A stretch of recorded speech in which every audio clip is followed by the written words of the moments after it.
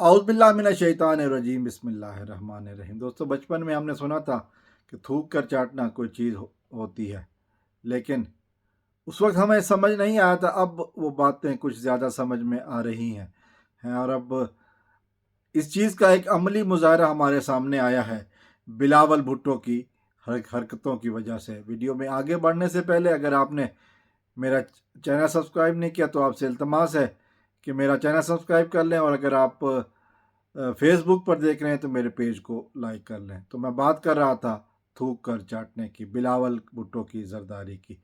अब जानते हैं कि इलेक्शन कैंपेन में बिलावल भुट्टो का 90% बल्कि 95% भी कहूँ तो कम नहीं होगा, जो तनकीद थी वो इमरान खान नहीं था बल्कि नवाज शरीफ था।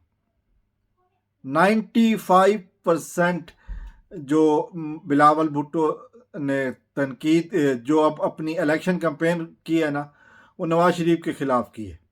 और वो लोगों को यकीन दिलाते रहे कि 16 महीने इक़्तिदार का हिस्सा ज़रूर रहा हूँ, लेकिन करप्शन मियाँ साहब ही करते रहे। और फिर ये भी कहते रहे कि मियाँ साहब के साथ हुकूमत नहीं बनाएंगे। और अब क्या हुआ?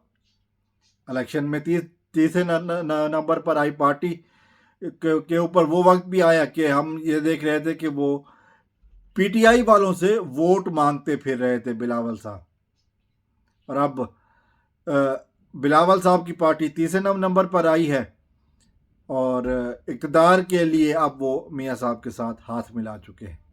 यानी कि ये वो सियासी जमातें जो एक दूसरे की बारियां लगवाने में आगे पीछे थी, वही कुछ हो रहा है कि पहले मियाँ साहब, फिर जरदारी ख़ानदान, भुट्टो ख़ानदान, फिर मियाँ साहब, फिर अब वही कुछ सामने आ रहा है। जैसा कि हम देख रहे हैं कि यकीन कीजिएगा, अगर आप बिलावल भुट्टो के बयानात उठाकर सुने तो जो उन्होंने नवाज शरीफ के बारे में अल्फाज कहे, उसके बाद अगर वो नवाज शरीफ के साथ हाथ मिलाएंगे तो इसी को कहेंगे थूक कर चाटना।